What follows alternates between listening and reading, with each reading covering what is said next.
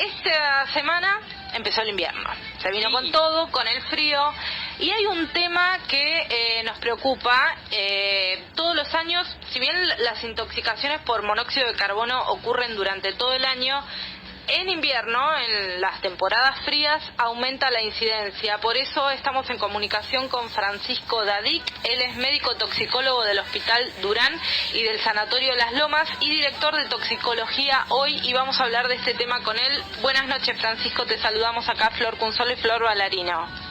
Hola, ¿qué tal? Buenas noches, ¿cómo están? Bien, bien, Francisco. Bueno, queríamos consultarte por este tema y después vamos a hablar de medidas de prevención también, pero básicamente, ¿a qué se debe este aumento de la incidencia de intoxicaciones por monóxido de carbono en invierno?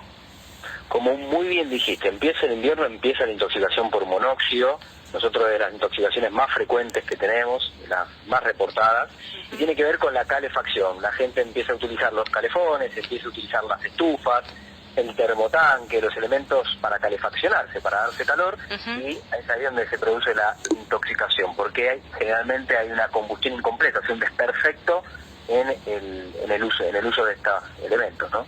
Bien, y cerramos más las ventanas, ¿no? Porque ese es el tema también con algunos de los artefactos cuando funcionan mal. Sin duda, sin duda. Cerrar las ventanas, o sea, el ambiente queda cerrado, hay un elemento que está generando dispersión o liberación de monóxido dentro del ambiente y esto provoca la intoxicación, por eso es tan frecuente. Por eso nosotros siempre aconsejamos dos cosas. Primero, revisar todos los elementos de combustión, de calefacción, sean estufas, sea el termotanque, sea el calefactor, todo, revisarlo una vez por año por lo menos, para ver que no estén tapados los tirajes. Y después, si van a utilizar este tipo de elementos, dejar 10 centímetros abierta una ventana en algún ambiente cercano, como para evitar una intoxicación. ¿Y qué produce, doctor, el monóxido de carbono en el organismo? Muchas veces se habla de la muerte silenciosa, ¿no? Sí. De que es un asesino silencioso. ¿Qué pasa con el organismo?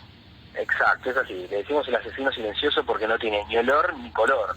Uno puede estar intoxicándose y no se da cuenta. O sea, es muy frecuente, las personas se van a dormir con la estufa prendida o con el horno y las hornallas. Esto es un error muy frecuente para calefaccionarse y después terminan sufriendo una intoxicación. Y la sintomatología es muy diversa, eso es lo más llamativo. Tiene desde síntomas leves como dolor de cabeza, un cuadro de cansancio, embotamiento, hasta síntomas más graves que pueden llegar, por ejemplo, a la convulsión, entrar en un cuadro de coma o incluso morirse durmiendo, que eso es algo también que puede suceder.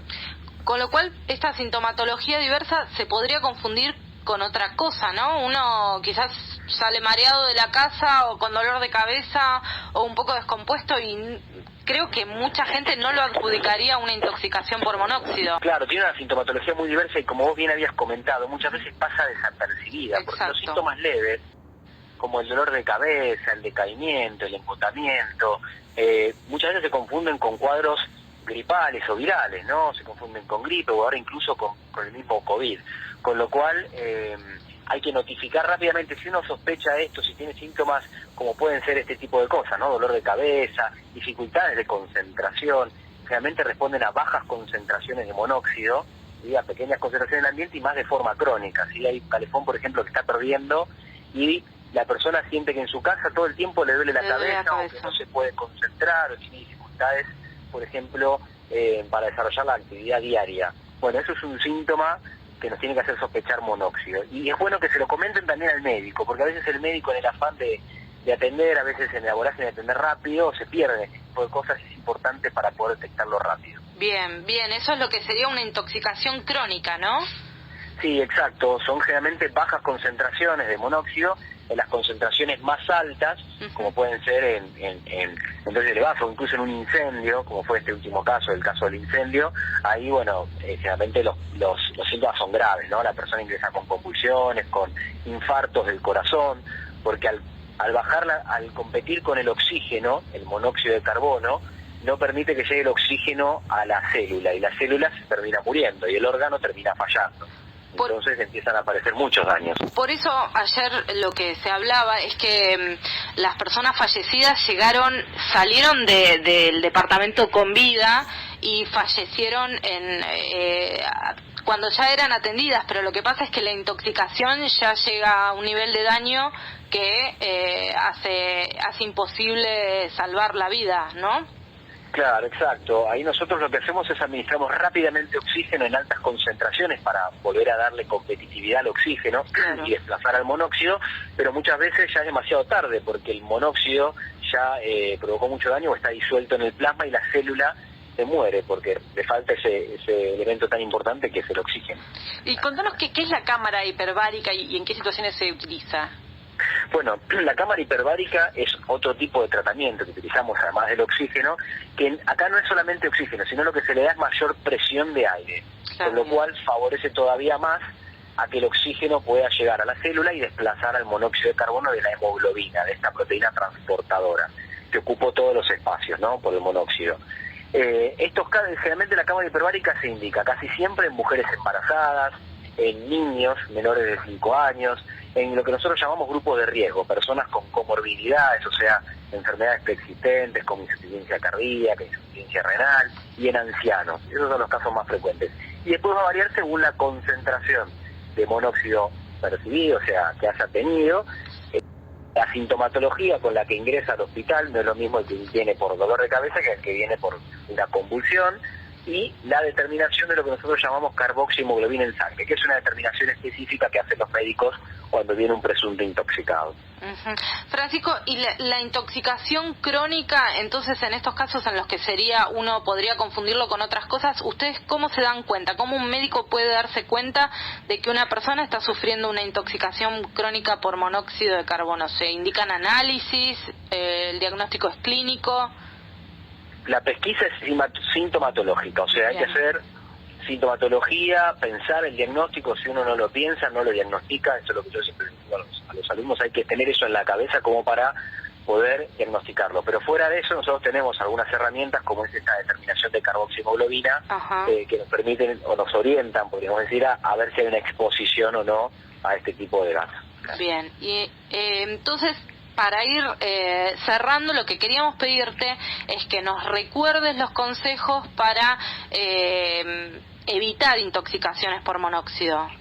Bien, fundamental, la prevención es lo primero y lo más importante, es revisar todos los elementos de calefacción, sean estufas, así sean de tiro balanceado, igual hay que revisarlas periódicamente por un gasista matriculado para ver cómo están los tirajes, no calefaccionarse con nada en un ambiente totalmente cerrado, no utilizar el horno, no utilizar las hornallas.